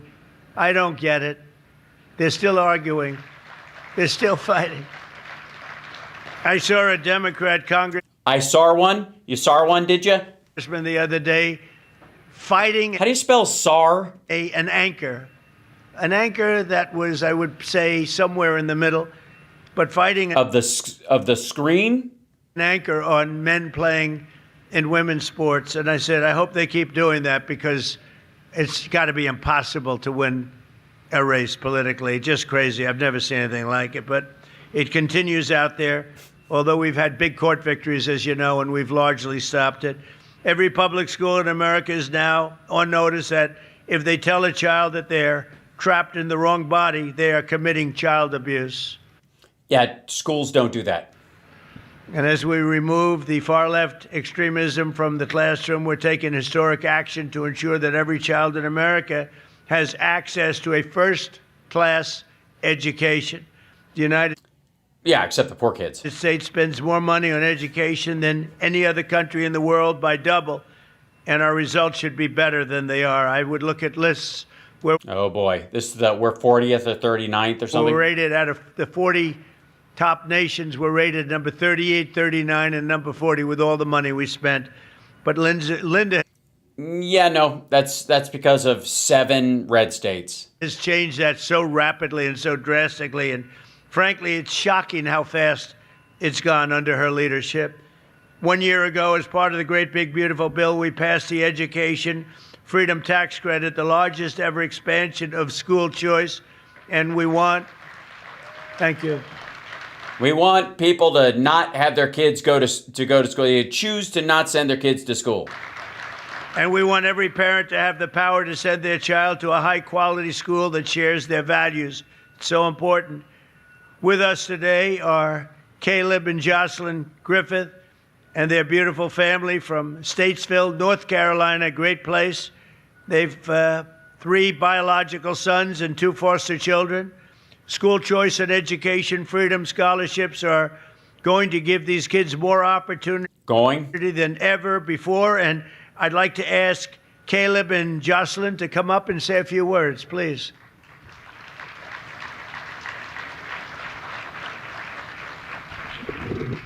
How are you? Nice to see you. Okay, there you go. He's got the boxed ass thing is happening. Mr. President, thank you for the honor of speaking today. I'm Pastor. Okay, he's a pastor, blah, blah, blah. Don't care. I didn't elect him and he wasn't elected. I don't pick on citizens even when they're being What bad. a great job. Beautiful. Making babies. Beautiful family. Whoop. He made it. See Trump's square ass from here? Well, as many of you know, no one cares more about America's children and foster youth than our great First Lady. She works hard at it and loves Oh, yeah, that's why she didn't show up. it and loves the children. She loves the children. That's why she's right. Where is she? She's right. Isn't she? She's what? Through her Fostering the Future initiative, Melania is helping transform the lives of Yeah, she's busy doing that right now. children and young people aging out of the foster care system. And she's bringing hope and countless, and you have to see so many people, so many phone calls, so much work, but really bringing hope to countless numbers of families. Sorry, run that by me again. And countless, and you have to see so many people. Hold on. Loves the children. Through her Fostering the Future initiative, Melania is helping transform the lives of children and young people aging out of the foster care system. And she's bringing hope and countless, and you have to see so many people. Hope to countless? So many phone calls, so much work, but really bringing hope to countless numbers of families. And Family numbers of families. That's a lot of families. Family numbers? I mean, I know Google is close to infinite, but family? That's after, is that one of those numbers that's between 40 and 50? And you can only do the math in a place where there's a cool breeze. Family. All right. But really bringing hope to countless numbers of families and family numbers of families. Children, and it's really something to see. It's so difficult. They go through foster care and then all of a sudden they're released into the world. And, you know, many people have something to fall back on, but they don't. They can't go back to their parents for a little help or for staying overnight or for staying for years in some cases. And it's a very, very tough. So I want to thank Melania. You mean like Barron? Melania, she takes it so seriously. She's done such a great job. It's been so effective. Yeah, she's taking it so seriously, she can't even be here today. She's so busy. Thank you. Thank you. Oh. Yeah, for the record, she didn't fucking show. Just to clarify. Yeah. She was supposed to be at this. She didn't show. As a matter of fact, this was primarily one of her events. in many ways, this is one of those things they throw a bone to her so that she can be in good graces and do stuff that MAGA likes and that she's in the spotlight about. She did something last week, and she was supposed to do this one. And as part of the great big beautiful bill, we have I'm gonna sneeze. I'm fighting a sneeze. Massively expanded 529 education saving accounts tremendously, doubling the annual withdrawal cap from K-12 expenses to $20,000 a year, and allowing families to save the K through 12, by the way. It's not just for the record. It's not 12 years of kindergarten. Education, and that's a lot of paste. But the good thing about having an account that allows for $20,000 worth of paste, Don and Eric would not have to pack a lunch. Money for education at the private or religious school of your choice. So that's something that never happened before. Nobody could even think about doing it. They thought about it for a long time. You did it for them. It was a gift to the evangelicals to help you get helped you get elected, because that's the only way they could elect a philandering rapist. I can't believe it's happened now, and it's largely Linda and her representatives that have done this. And now, for the first time ever, families can also have their No, it isn't. It was in the big BS bill. 529 accounts to support homeschool education. And then, thank you. Which is an oxymoron, interesting. But that the sad part is that homeschool people don't often know what the word oxymoron means. So, And then one of the biggest things of all is what's happened with the Trump accounts, where kids will have money. I mean, every child is given at birth, newborn, $1,000, and you're going to watch that money grow. People like or collapse. Michael and Susan Dell have put up a tremendous amount of money, over $6 billion. Yeah, and they got, what, a $300 billion government account out of it? But we have many money well spent. Some people have taken on an entire state, like the state of Indiana, by a very, very fantastic friend of mine, Brad. Thank you very much. And some very wealthy people and very wealthy companies are putting up tremendous amounts of money. The Trump accounts is being talked about all over the world. It's very good and very hot. Joining us today. Well, hold on, real quick. Like the state of Indiana, and he put up a tremendous amount of money, over $6 billion. But we have many people, some people have taken on an entire state, like the state of Indiana, by a very, very fantastic friend of mine, Brad. Thank you very much. And some very wealthy people and very wealthy companies are putting up tremendous amounts of money. The Trump accounts is being talked about all over the world. It's very good and very... Okay, couldn't remember Brad what's its name, who basically donated the money for whoever's in Indiana that has a baby. Hot. Joining us today, Marina and Hubert from Jacksonville, Florida. They've been homeschooling their 3 children for 11 years and will benefit enormously from the new policy. The amount of money they're getting is something that they can very much use. And yeah, good old government money. Yep. And something that wouldn't have happened without the Trump administration. So, Marina and you. Yeah, I think that's wealth redistribution. Isn't that what that's called? Hubert, please come up and say a few words.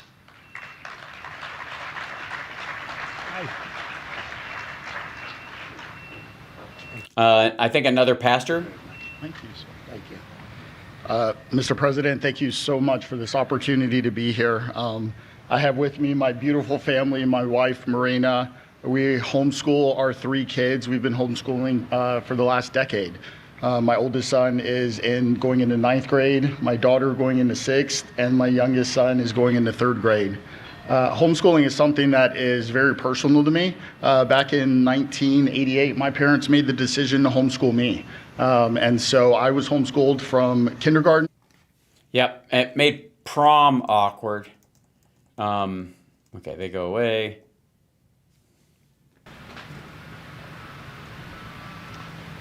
Well, I'm very proud to say that the Trump administration's achieved more for the benefit of American children in less than 2 years than... Man, he's getting slobbery.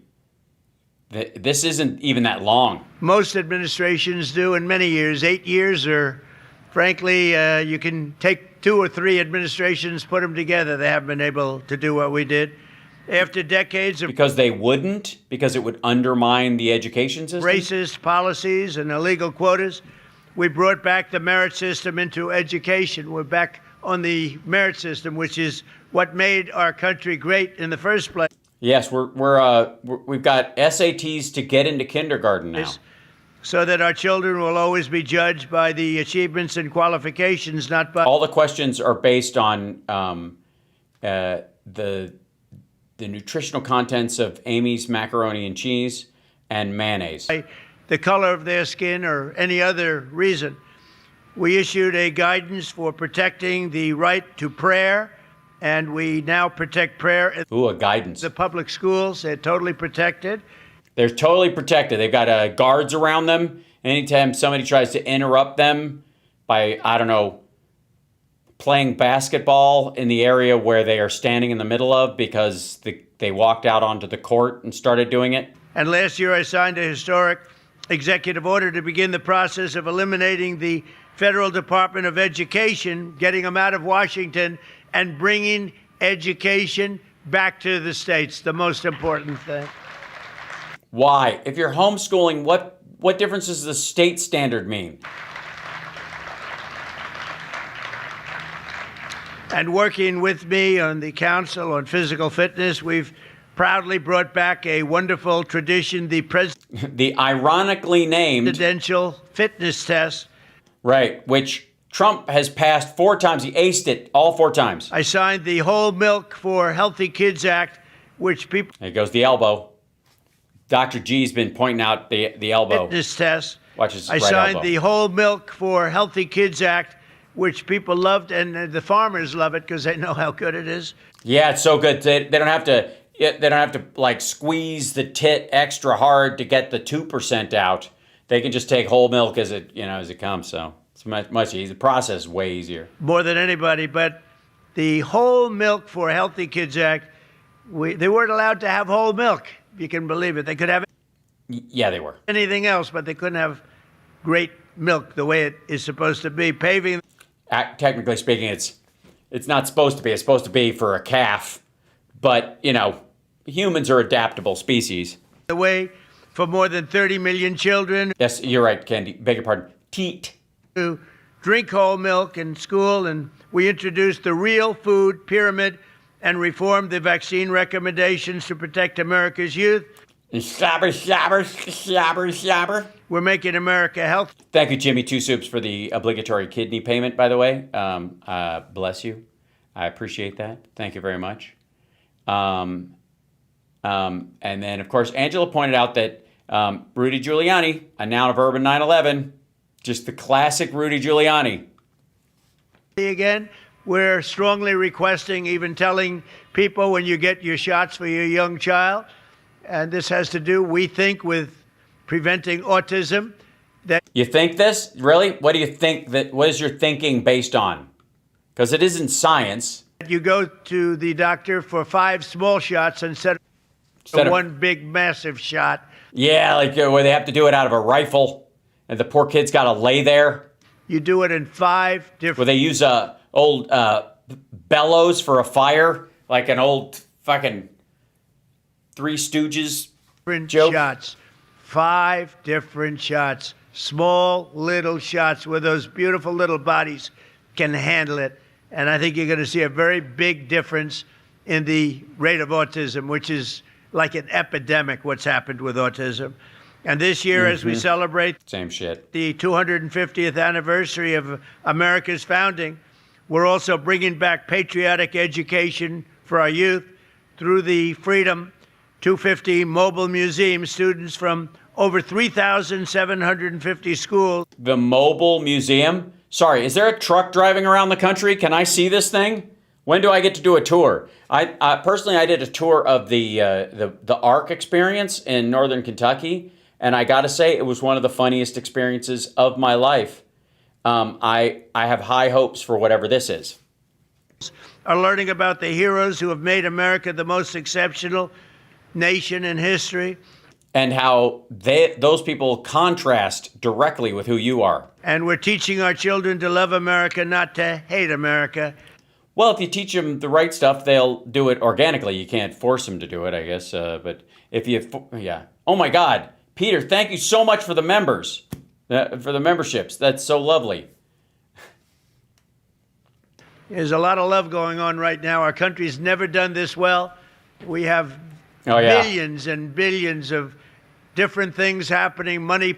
We do have billions and billions of different things happening, not the least of which are all the things you've said about Iran and the Iran deal, I guess. It's just a billion different variations. All right. We have billions and billions of different things happening, money. Oh, yeah. It's like the cells in my body apparently doing all kinds of stuff. Pouring in at the rate of not even billions, trillions, over $19 trillion being invested in America right now. Again, gibberish, 9.2 trillion on their own website, and that's mostly the budget. That's not investment. That's just tax money and borrowed tax money at that. The last administration had less than 1 trillion in 4 years. We had 19, more than 19, 19.2 to be exact, and that's over a period. Oh, by the way, I forgot to mention, in that 19.2 that he's kind of talking about,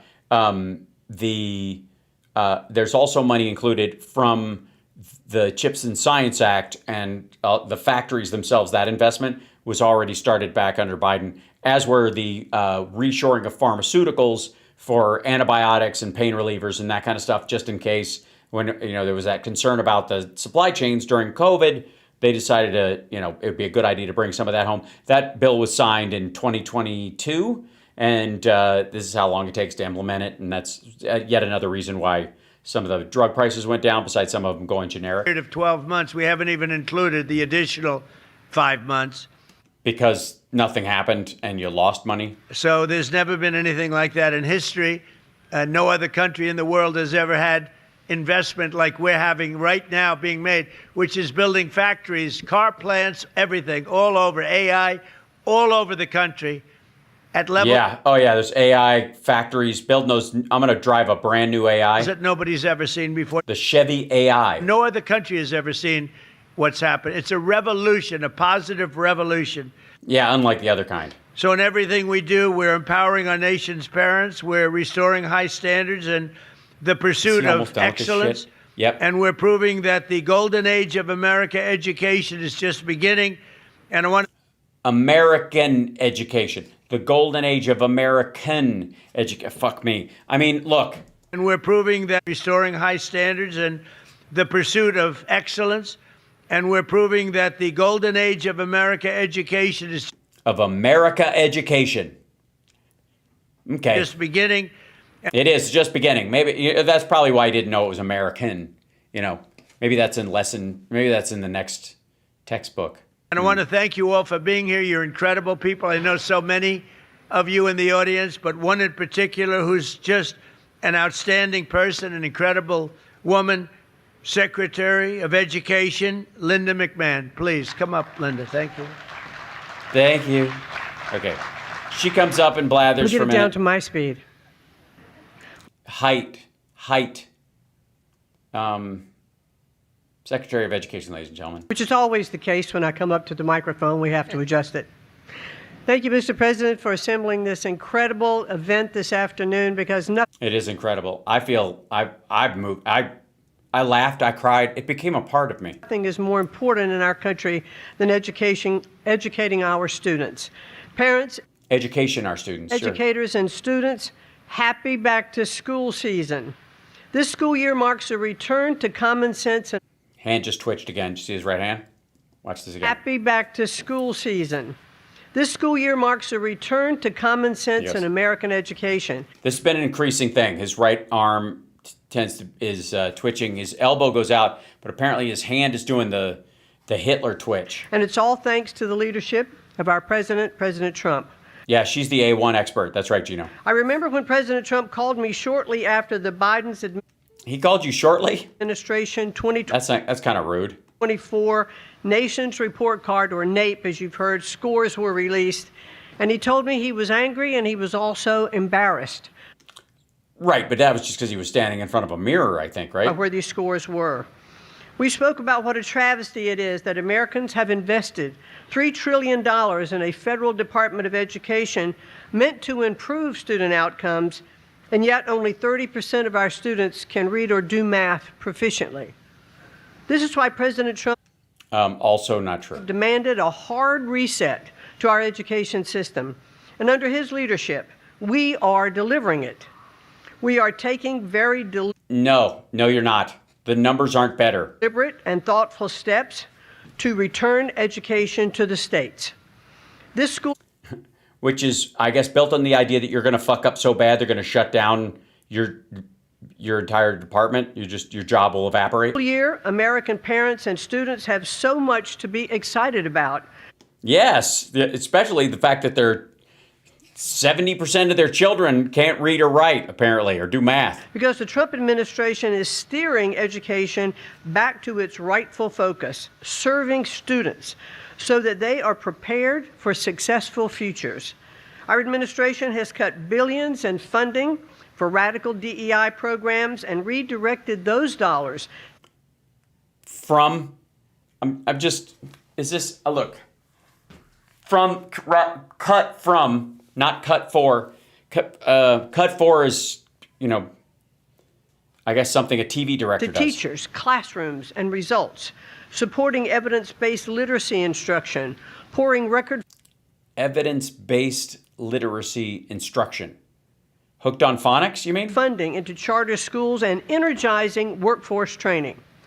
Key decisions that once sat with bureaucrats here in Washington, D.C. are moving to where they belong, to the hands of educators, parents, and local leaders who know these children best. 6 states now hold the... Sorry, real quick. Why the fuck in a unified country would children in Arizona or children in West Virginia not want to or be able to learn the same fucking things? That there could be a baseline standard. Ugh. First ever return... I mean, again, this is just basically them writing off the red states. Learning education If we had to stop counting these numbers, they wouldn't be this bad. into the state waivers, freeing over $100 million from federal micromanagement. These waivers allow state leaders to direct federal dollars towards what makes the most sense for their students and not what Washington thinks is best for those students. Additionally, a record 20... Okay, it's not about what Washington thinks. We have a representative government, you dizzy fuck. And the idea is that we believe that our children, no matter where they're born in the country, have the same quality of education. Let's see how this idiot shuts this down. I'm going to send you guys over to see Boston Brian. Here you go. This is it, like, and thanks so much. Okay, bye. Have fun. I don't know if anybody wants to do this, but I'm going to be walking down here in about 2 minutes. Hold on. Well, thank you very much. Now, I don't know if anybody wants to do this, but I'm going to be walking down here in about 2 minutes to meet with the people that are building the heliport. And you'll see right alongside of it the great structure that's rising Elbow right next to the White House. The great structure. So that's going to be the ballroom/military complex. It's in the ballroom/military complex. That's what I call the bathroom just off my office. Incredible.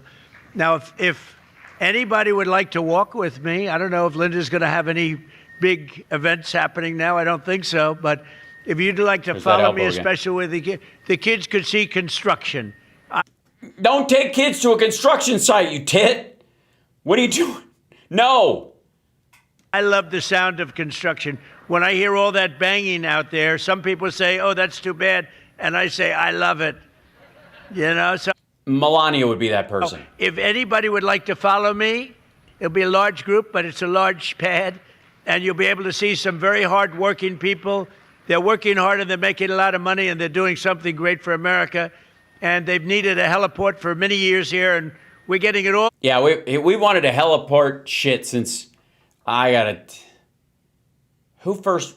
I think Paul Revere put it in the suggestion box first. All done. We're doing all the things that should have been done for years. So if you want to follow me with the children. He's the Pied Piper of unsafe construction sites.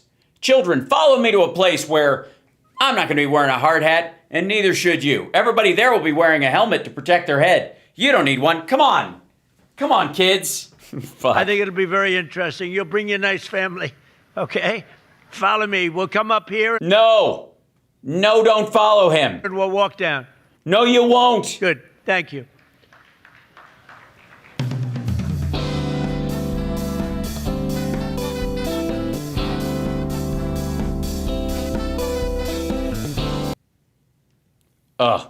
Yeah, that didn't happen. They did not go, by the way, for the record. Like, I don't know when it was, but they talked him out of it. I'm going to let you guys go. Please enjoy Boston Brian. Send him my love. Send him my love.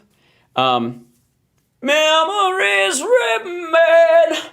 Hold on, let me see if... Hold on. Can't tell the dog. Yeah, opening the door to see if... we might have had... the President of the United States. Oh, shut up. I thought Chip was out there. Yes, the music was a bit meh. It's very reminded me of Fantasy Island. Bucky, hold on. I got it. I got a thing of treats for. Hi, hey buddy. What is this? Hold on. Let's see what's happening. Hold on. Let me see. Get this real quick.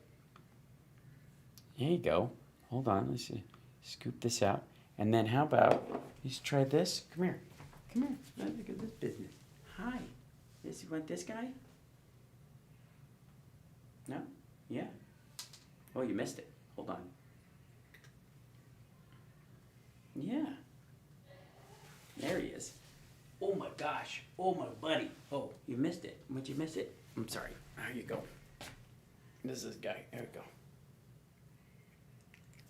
He's like an emperor. Just feeding him grapes. There we go. Oh, let me get this out of here. Hold on. There you go. Yeah. Bucky. It's a tree panther. Yeah. Hi. How are you, young man? How are you, my friend? You okay? Oh, he's a sleepy boy. He runs around all night. He's very much a night kitty, as you might imagine. And, yeah. Look at this. Look at this big kitty. Just an arm draper. Like, just couldn't be more relaxed in that regard. Look at this. Yeah. Okay, I'm almost done. I'll let you go. Here you go. There you go. Oh, yeah. There you go. Thank you. Yeah. All right. I will see you guys. Tomorrow I have Flappers. Should be able to do a regular show. I think.